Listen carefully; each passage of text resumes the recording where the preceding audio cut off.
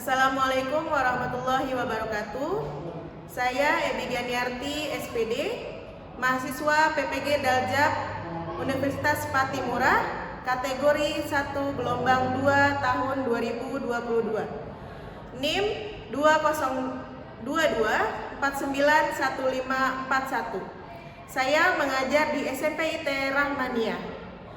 Hari ini, tanggal 13 Juni tahun 2023, saya akan melaksanakan praktek pembelajaran UKIN di kelas 8 dengan materi struktur dan kaidah kebahasaan teks eksplanasi. Berikut video pembelajaran saya. Wassalamualaikum warahmatullahi wabarakatuh. Assalamualaikum warahmatullahi wabarakatuh.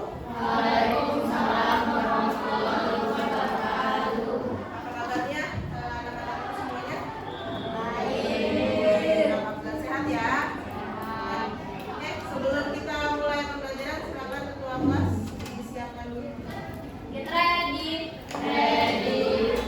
Let's pray. Bismillahirrahmanirrahim. Rabbi zidni ilma warzuqni fahman amin. Salam. Assalamualaikum warahmatullahi wabarakatuh. Waalaikumsalam warahmatullahi wabarakatuh. Ya, di absen dulu ya. Siapa yang mau masuk? Ataya. Ataya. Siapa Ataya? Ada kabar? Satu lagi ada? Biska. Kenapa Biska? Izin jalan-jalan. Jadi ada dua orang ya, Ataya sama Biska.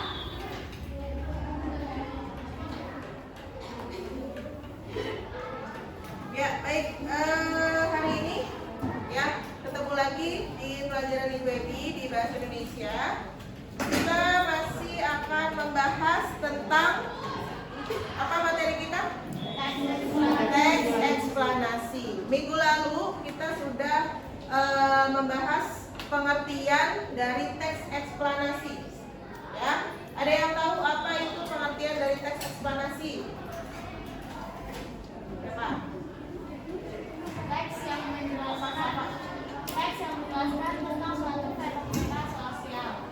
Sosial, apalagi selain sosial? Alam. Alam, Budaya. budaya.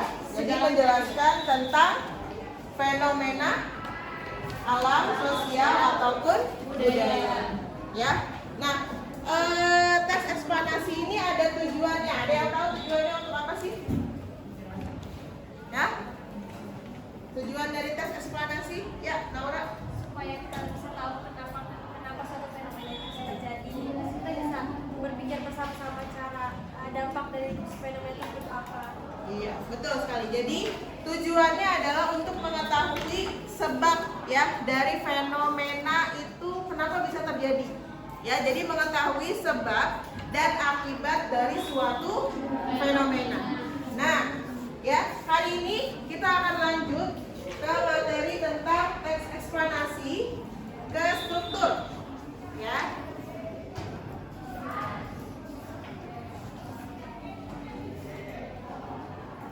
Nah, kompetensi dasar yang akan kita pelajari adalah menelaah teks eksplanasi ya berupa paparan kejadian suatu fenomena alam yang diperdengarkan ataupun dibaca.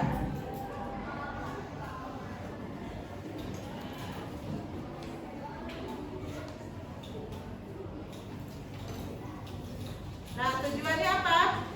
Jadi nanti ya setelah Ibu menjelaskan materi, kalian akan dibentuk menjadi 6 kelompok ya. Setiap kelompok akan menelaah struktur dan juga kebahasaan yang ada di dalam teks eksplanasi. Jadi nanti setiap kelompok akan mendapatkan satu buah fenomena ya, satu teks fenomena, lalu kalian analisis ya, kalian telaah struktur dan juga kaidah kebahasaannya ya. Jadi yang pertama, melalui diskusi kelompok, peserta dapat menganalisis struktur teks eksplanasi dengan tepat dan percaya diri. Yang kedua, tujuannya melalui diskusi kelompok, peserta didik dapat menganalisis kaidah kebahasaan pada teks eksplanasi dengan tepat dan bertanggung jawab. Nah, sebelum kita masuk ke materi, apa itu struktur ya dari teks eksplanasi? Nah, gambar apa ini? Sampah. Ada pertanyaannya di situ. Apakah ini termasuk ke dalam fenomena? Ya, kita lihat dulu videonya. Nanti kalian bisa tanggapi ya.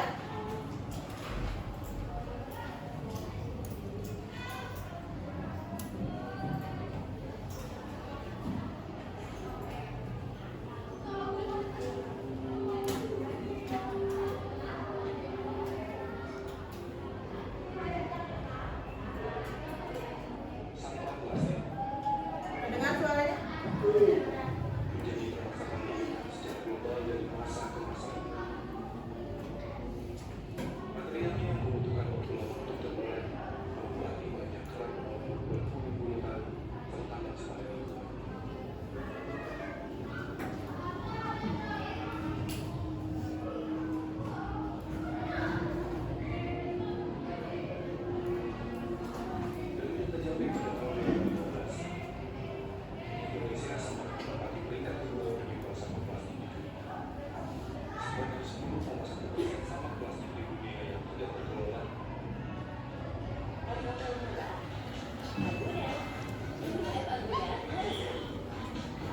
Ada iklannya ya?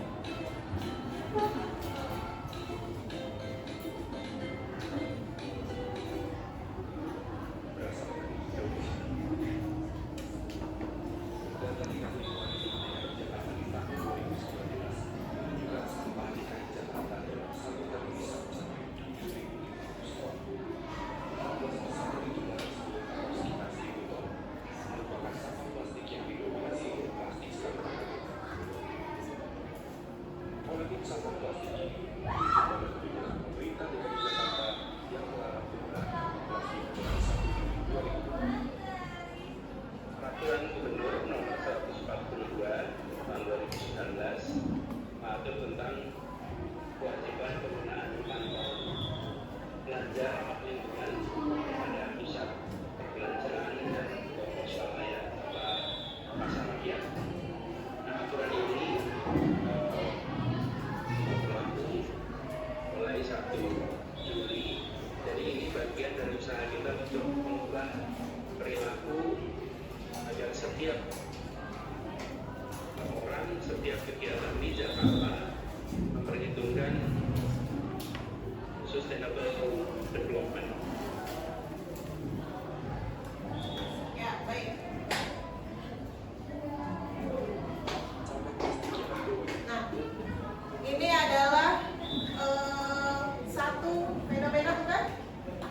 Ya. Ya, fenomena tentang sampah yang terjadi di kota besar, ya, terjadi di Jakarta.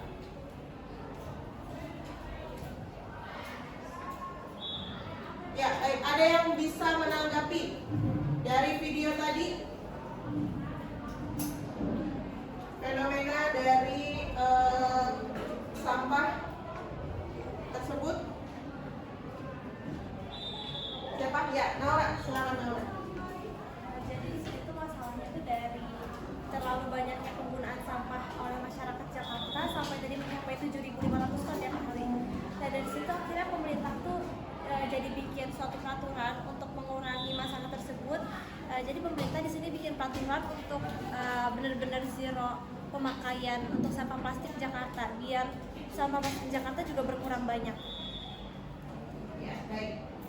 Ya, jadi dari sini bisa kita lihat ya bahwa tidak hanya fenomena alam, ya, tapi fenomena sosial yang terjadi di masyarakat.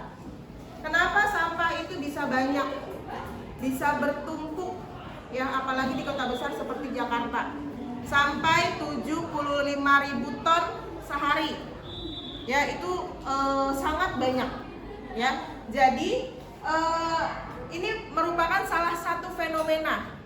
Ya, dalam teks eksplanasi tidak hanya fenomena alam, tetapi juga ada fenomena sosial. Yang menjadi, kalau fenomena sosial itu seperti apa sih Bu? Fenomena yang memang menjadi permasalahan di masyarakat, ya, itu berawal dari kebiasaan, ya, kebiasaan yang sudah menjadi budaya di masyarakat. Ya, orang Indonesia tuh senangnya suka buang sampah sembarangan, ya kan? Jadi membuat sampah itu menumpuk dan tidak dipilah-pilah. Kalau di Jepang itu kan sampah itu dipilih-pilih ya, dibagi-bagi sesuai dengan karakteristiknya supaya bisa didaur ulang gitu. Tapi ini enggak, ya. Ya, baik, sebentar.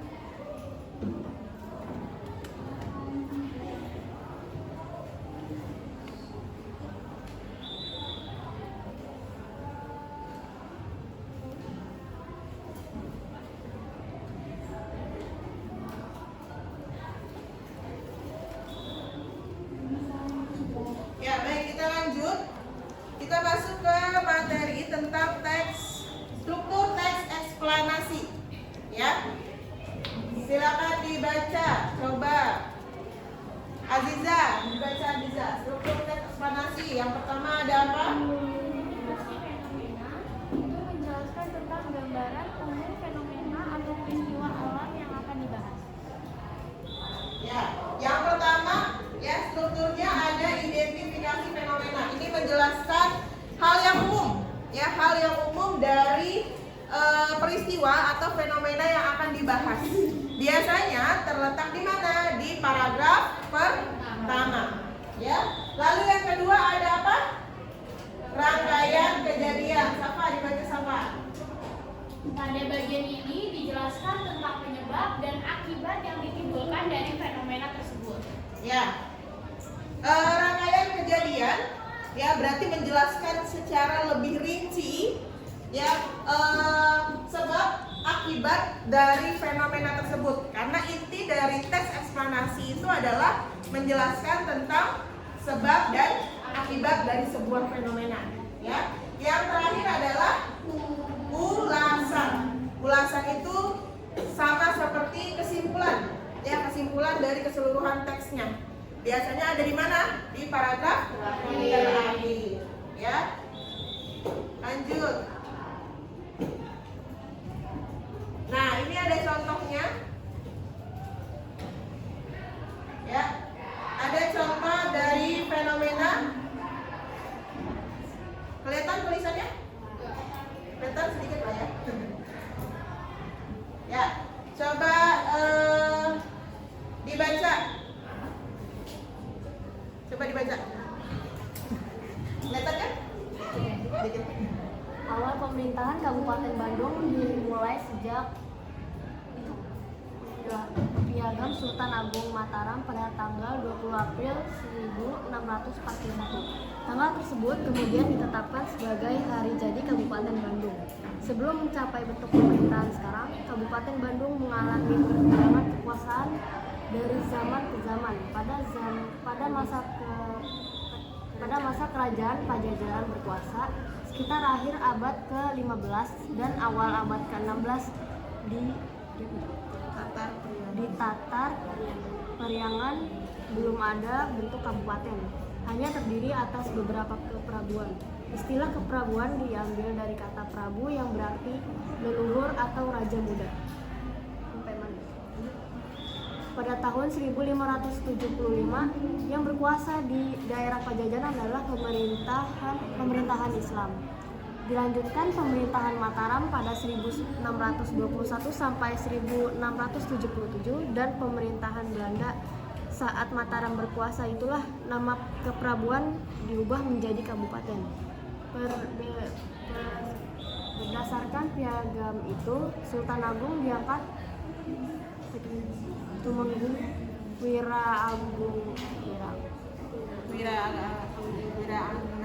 Wiraanggungan sebagai Bupati Bandung. Ketika itu Anissa.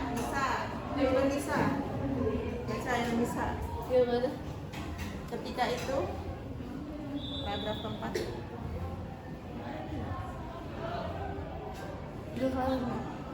Oh, ketika itu pemerintah ke Kabupaten Bandung berpusat di daerah Krapyak atau Bojong Asi, tepatnya di tepi sungai Cikapundung dekat muaranya yaitu Sungai Citarum. Namun Krapyak kemudian berganti menjadi Citerep. Nama itu hingga kami tetap abadi menjadi salah satu nama desa di Dayakolot.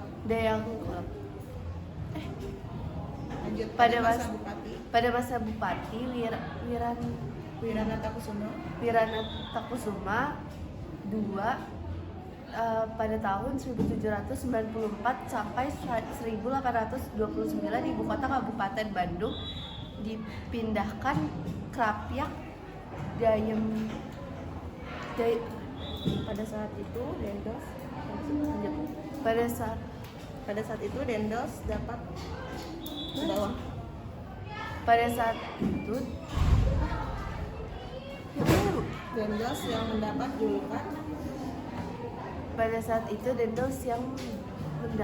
julukan Mas Galak. Oh, tengah membuat jalan dari Anyer ke Panarukan. Kebetulan jalur tersebut melewati Tatar Pringan atau kota Bandung pada saat sekarang ini. Ya, baik. Ini ada fenomena sosial ya. Ini adalah terbentuknya kota Kabupaten Bandung.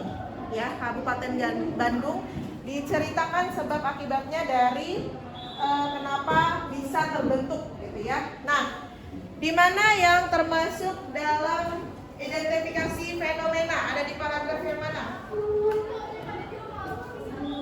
Paragraf satu atau pertama, kita lihat ya.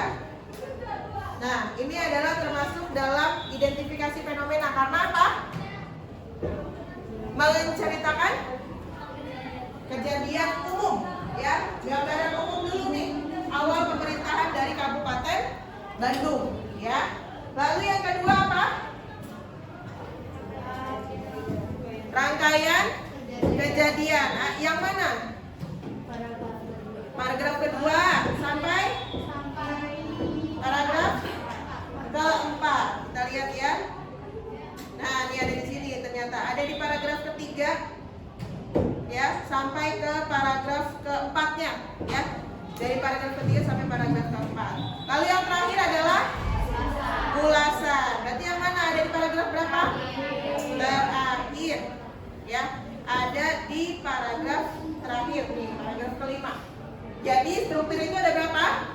Ada 3. Yang pertama identifikasi fenomena. Yang kedua rangkaian kejadian. Yang ketiga ya. Oke, baik, lanjut. Nah, ini ada kaidah kebahasaan dari teks eksplanasi.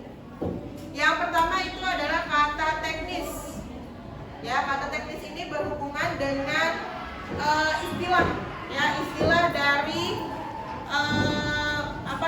ilmu tertentu, ya, dari satu bidang ilmu tertentu. Misalnya ada kata ekosistem. Kalau ekosistem biasanya bidang keilmuan apa? Ekosistem biasanya itu ada di pelajaran IPA, ya, tentang ekosistem hewan dan sebagainya, ya. Terus ada fotosintesis, ya, tumbuhan gitu ya. Jadi kata teknis itu berhubungan dengan istilah dalam bidang ilmu tertentu, ya. Ada ekologi juga ada. Terus ada kata benda jenis fenomena, ya. Fenomena tuh kayak gerhana, terus apa lagi? Banjir, ya, gempa, gitu ya. Terus evolusi dan sebagainya yang berhubungan dengan fenomena. Lalu ada konjungsi. Konjungsi kita bagi 2. Ada konjungsi kausalitas dan konjungsi kronologis. Kausalitas berarti berhubungan dengan sebab akibat. Berarti ada kata apa? Ada kata sebab, karena, bisa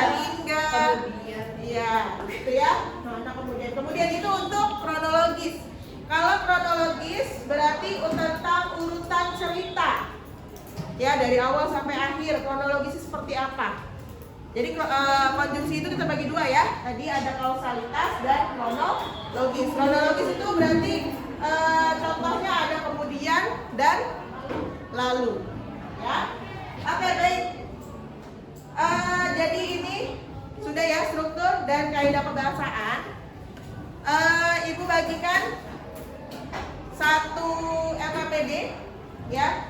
Kalian mencari struktur dan juga kebahasaan dari teks yang sudah dibagikan. Ya, silakan dikerjakan, waktunya 10 menit. Ya, silakan dikerjakan. Nanti yang sudah selesai silakan presentasi ke depan. Ya, silakan.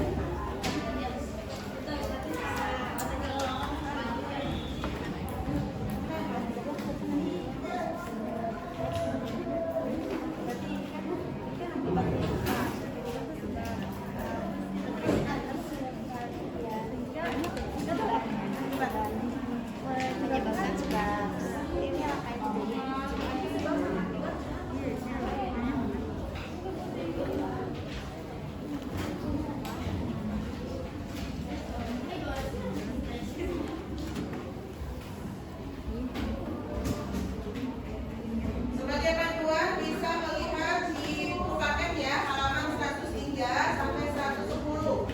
Di situ juga ada tentang contoh-contoh struktur dan juga kebahasaan. Dari halaman 103 sampai halaman 110.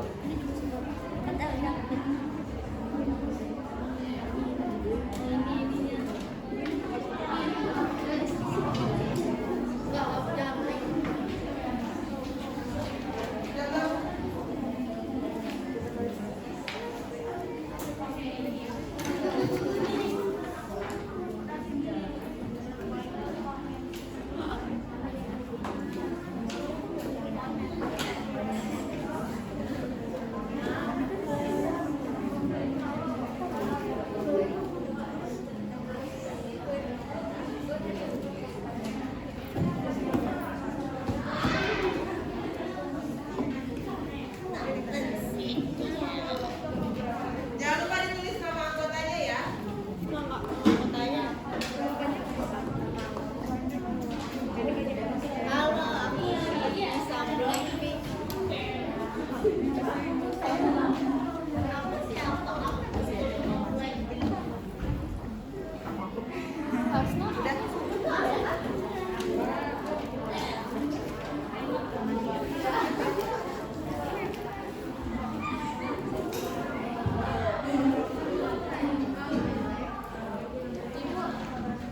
Dibacakan teksnya kita dibaca dulu teksnya ya, baru jelasin itu bagaimana lagi.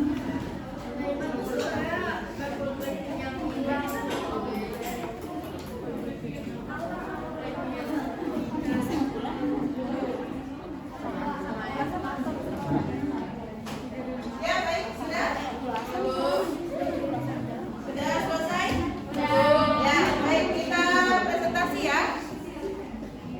Siapa dari kelompoknya Naura dulu? Ayo Naura. Kelompok berapa Naura? Kelompok 5. Ya, silakan. Kita beritahukan buat kelompok 5.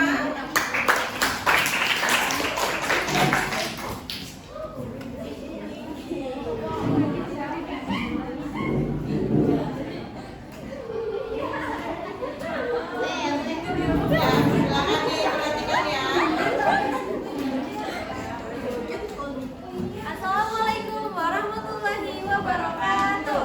Waalaikumsalam warahmatullahi wabarakatuh. Halo semuanya, selamat pagi. Kita dari kelompok 5. Kita ingin mempresentasikan tentang teks ulasan yang tadi udah Bu Ebi berikan tugasnya dan menjadi pembelajaran kami tentang bagi materi yang udah Bu Ebi jelaskan. Jadi di sini kita mau presentasikan tentang hasil kerja yang udah kami diskusikan sebelumnya. Nah, di sini kita mau perkenalan dulu ya per kelompoknya, dimulai dari aku Sekar, Nama aku Syati. aku Naura, mau menjelaskan atau kita sudah menelaah struktur dan kaidah kebahasaan dan teks eksplanasi yang kita dapat dengan judul Tingginya Kriminalitas Jakarta. Kita langsung mulai aja ya. Tingginya kriminalitas Jakarta. Mendengar berita tindak kriminal seperti pencopetan, penjamretan, pencurian, dan perampokan seperti sudah biasa dan sering kita dengar di Jakarta. Tindak kriminalitas ini menjadi masalah sosial yang mengkhawatirkan semua orang yang tinggal di ibu kota ini. Para pelaku kejahatan seperti tidak peduli tempat apakah sepi atau tidak untuk melakukan kejahatan. Mereka bisa melakukan tindak kejahatan tersebut di mana saja seperti di bis, pasar, kompleks perumahan, atau pertokoan, di jalanan, dan tempat-tempat umum lainnya. Maraknya, kriminalitas membuat tingkat kepercayaan terhadap orang lain yang belum dikenal menjadi menurun. Karena faktanya banyak orang-orang yang melakukan modus kejahatan dengan berpura-pura baik dan seolah minta dikasihani. Maka tingkat kewaspadaan ketika berada di kota harus selalu ditingkatkan untuk mengantisipasi hal-hal yang tidak diinginkan. Kasus kriminalitas yang semakin meningkat di kota besar menjadi perhatian tersendiri bagi para ahli sosiologi. Dampak buruk bisa semakin menyebar dan membuat masyarakat sekitar semakin cemas jika tindak kriminalitas tidak segera diatasi. Terdapat beberapa alasan atau penyebab tingkat kriminalitas di kota Jakarta tinggi berdasarkan studi kasus tertentu. Di antaranya, proses sosialisasi yang semakin rendah di kota menyebabkan penduduknya bersikap antipati atau gue terhadap orang lain. Faktor ekonomi yang memburuk karena meningkatnya tingkat kemiskinan sehingga orang-orang berlomba-lomba untuk mendapatkan uang dengan cara apapun tanpa peduli tindakan yang dilakukan benar atau salah. Terbatasnya lapangan pekerjaan sehingga tingkat pengangguran meningkat dan orang-orang terpaksa melakukan tindakan kejahatan untuk memenuhi kebutuhan hidupnya.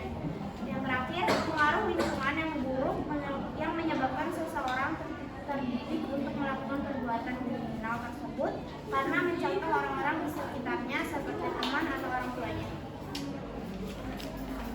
Dampak kriminalitas akan semakin memburuk jika tidak ada tindak tegas baik dari pemerintah maupun lembaga penegak hukum. Bahkan jika dibiarkan, dampaknya pun akan semakin parah baik terhadap individu maupun dalam lingkup masyarakat yang lebih luas. Berikut ini dampak buruk tindak kriminalitas. Di antaranya adalah yang pertama, kriminalitas dapat menjadi penyakit sosial yang berdampak pada mundurnya pembangunan baik yang berkaitan dengan karakter individu maupun dalam hubungannya dengan sosial masyarakat.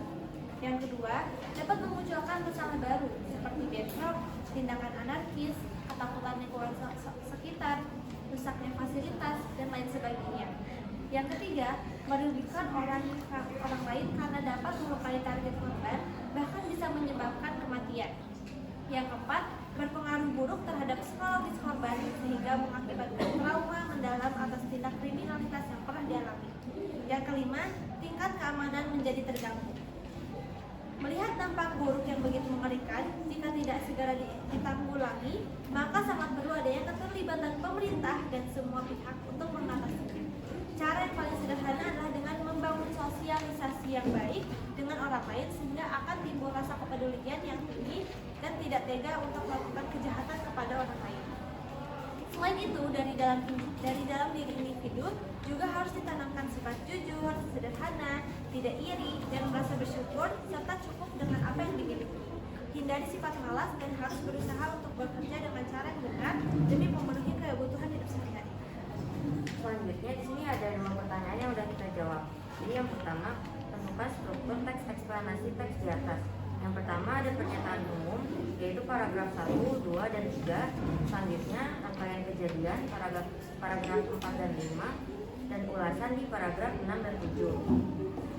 Yang kedua, analisislah kaidah kebahasaan teks di atas.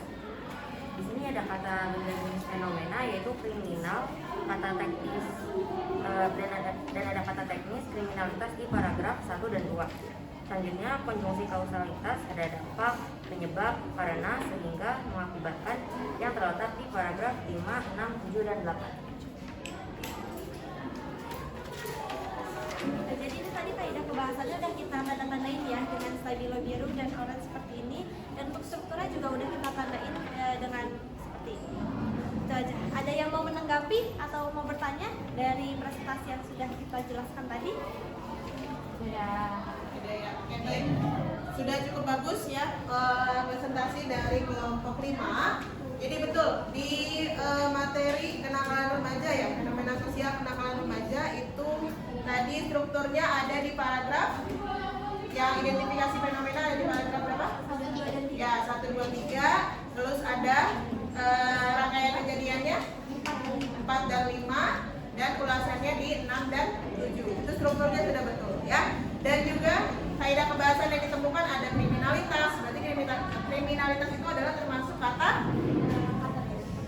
teknis ya. Terus ada konjungsi, kausalitas, ada penyebab dan karena tadi ya. Oke, baik, betul ya. Kita beri tepuk tangan untuk kelompok.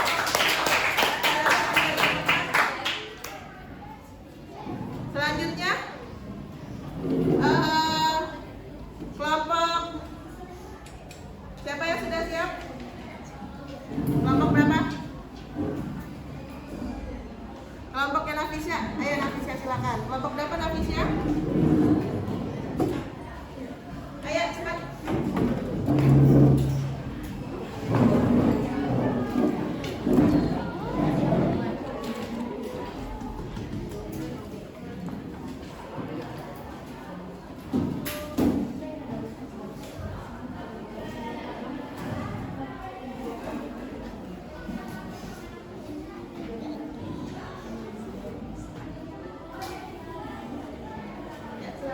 Assalamualaikum warahmatullahi wabarakatuh. Waalaikumsalam. Kami dari kelompok 3 dan 4 akan mempresentasikan hasil diskusi kami tentang analisis struktur teks eksplanasi dan kaidah kebahasaannya. Nah, perkenalkan saya Nafisa, Aku Hasna, aku Aziza, aku Zitra.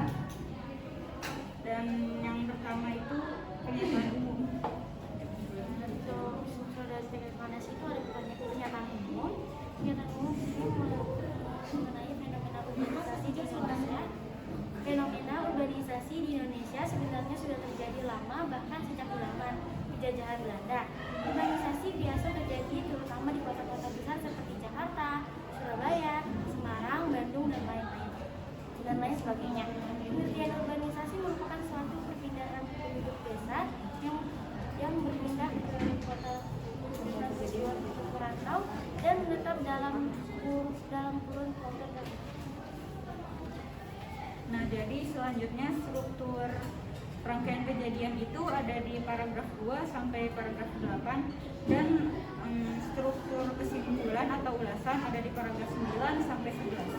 Lalu kaidah kebahasaannya yaitu yang pertama ada konjungsi kausalitas, yaitu ada karena, mengakibatkan, terus dan sehingga.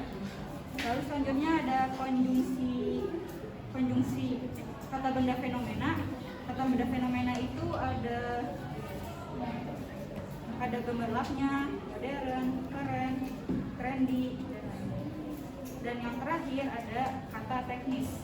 Kata teknis itu adalah milenial dan kriminalitas. Nah, udah sekian dari kelompok kami. Assalamualaikum warahmatullahi wabarakatuh. Baik. Ya, jadi ada ditemukan tadi ya strukturnya semuanya ada dari identifikasi fenomena ada di paragraf pertama.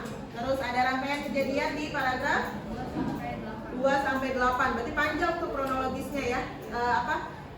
Sebab dan akibat dari fenomena tersebut dijelaskan lebih detail. Lalu ulasan ada di paragraf 9 dan 10 ya. Lalu konjungsinya dia temu ada 3. Ada apa aja tadi? Ada konjungsi kausalitas, penyebab ya, dan kata benda fenomena. Tadi ada ya kata teknis tadi ya. Oke, baik. Kita beri tepuk tangan untuk kelompok 3 ya. Terima kasih. Tepat.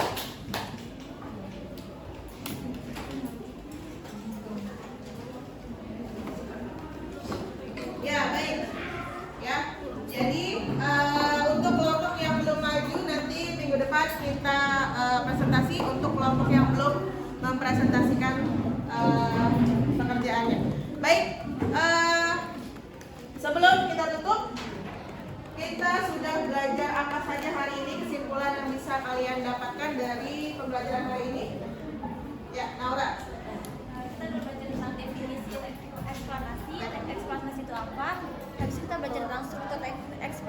ada 3, ada identifikasi fenomena, rangkaian kejadian, dan ulasan. Habis itu kita belajar tentang kaidah kebahasaan teks eksplanasi, ada 4, konjungsi kausalitas, konjungsi kronologis, kata benda jenis fenomena, dan kata teknis. Dan yang terakhir kita juga udah sempat latihan dari tadi lembar kerja yang udah verifikasi, dan ada yang presentasi juga. Jadi dari yang presentasi tadi kita lebih tahu lagi nih, lebih jelas lagi tentang teks eksplanasi, dan kita juga jadi tahu fenomena-fenomena apa yang ada di Indonesia dari contoh-contoh teks tadi. Oke, baik. Terima kasih Nora. Berikut kita untuk Nora. Kita sudah belajar ya tentang teks eksplanasi. Ya, jadi ini sudah semua dari pengertian, struktur, dan kaidah kebahasaan sudah kita pelajari. Ya, nanti kalian silakan dikerjakan tugasnya. Ya, halaman 110. Ya. Halaman 110 nanti minggu depan akan kita bahas. Baik, ya, cukup sekian pertemuan kita hari ini. Mohon maaf jika ada salah kata. Ya, mari kita tutup dengan membaca doa oleh ketua kelas. Silakan. Untuk menutup pembelajaran hari ini, mari membaca hamdalah dan